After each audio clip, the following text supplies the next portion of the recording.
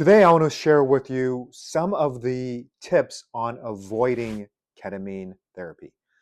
It might be too expensive, it may not be covered by insurance, or you may be having side effects from ketamine and you just don't want to deal with it anymore. So, I want to give you some ideas and concepts that could help reduce the need to get ketamine therapy. I will say I think it's a great tool, but it's only one of the tools that we have available. So, why not just use anything and everything that could potentially work to help you? So, the first one is to feel your feelings. This is kind of hard because sometimes when we have a feeling, even myself, it's pretty uncomfortable, whether that's fear or anxiety or worry or sadness or anger, all the vast range of emotions that we can have. But really feel it. And specifically, what I mean by that is feel the body sensation. What does that feeling feel like? And it may be like a pressure feeling, it may be like a buzzing feeling, it may be a feeling in a certain part of your body, but really just feel the body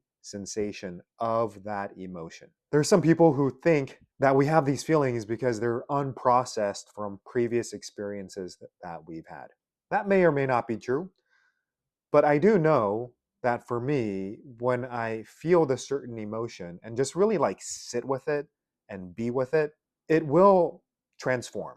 I like to think about the metaphor of a cloud or a thunderstorm. I know that our emotions can be like that. Sometimes it's just cloudy all the time. Let's say if you're living in the Pacific Northwest, that can be the case, but it will eventually pass and you can use some of these tools. But if you do have like a feeling that comes up pretty rapidly, try to really feel it and be with it for a finite period of time. Of course, if it's severe, you're going to seek professional help, but this is something you can do for these mild to moderate feelings that can come up. The second thing is sleep. Now, the past few months, I have not been sleeping well. And what I've noticed is that on those days that I don't sleep well, man, I am just rugged. I cannot handle the day as well as when I've had a full night's of sleep. When I've had a full night's of sleep, I can do anything. I don't care what comes at me. I feel really strong and confident.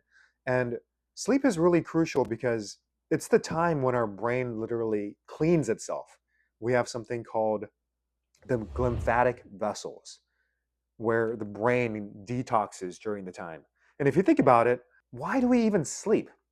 It's this time, maybe, anywhere from 6 to 9 hours, where we're very vulnerable.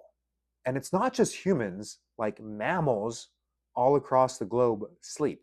So we know that it is a crucial function for our brains because, optimally, we wouldn't need to sleep.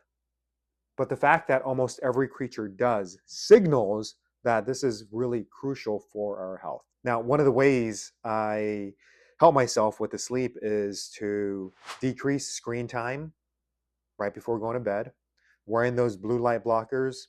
And for me, because I got used to doing varying like night shifts and day shifts, and my circadian rhythm was all messed up when I used to work in the emergency department.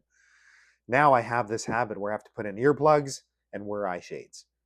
And for some reason, that has now become associated with me getting the highest quality of sleep.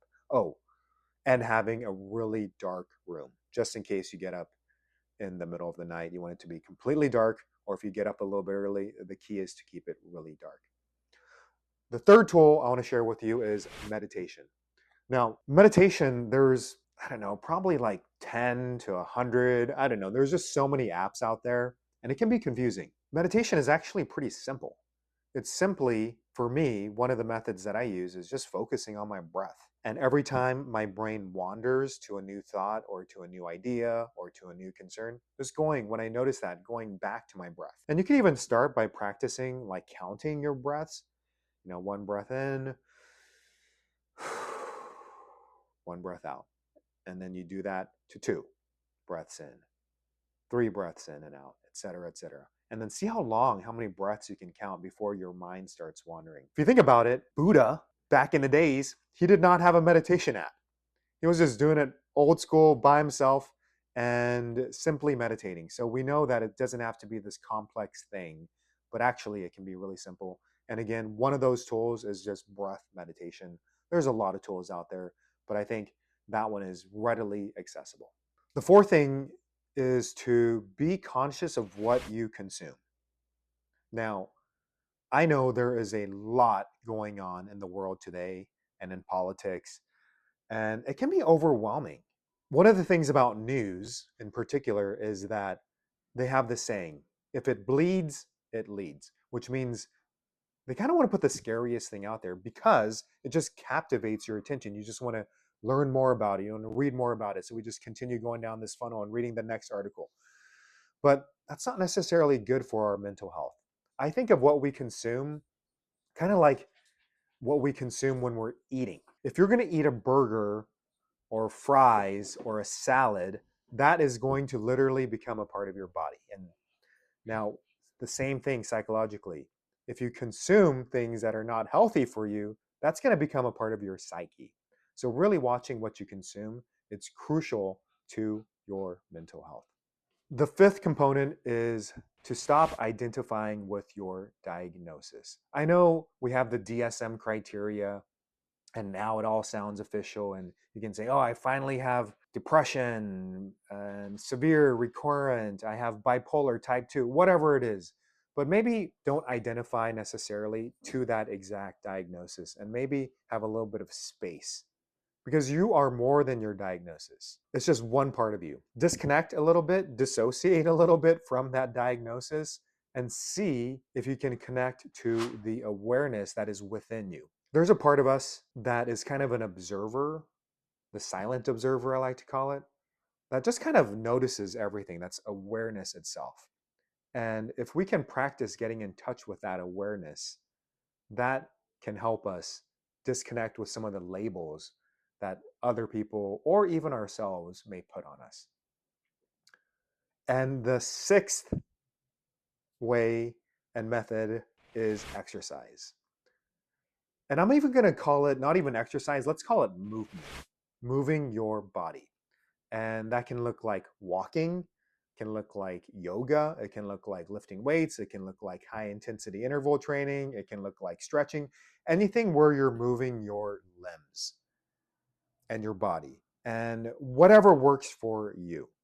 You can do it really simple, or you can make it complex, but something that you're going to do on a daily basis. That's really the key, is the consistency.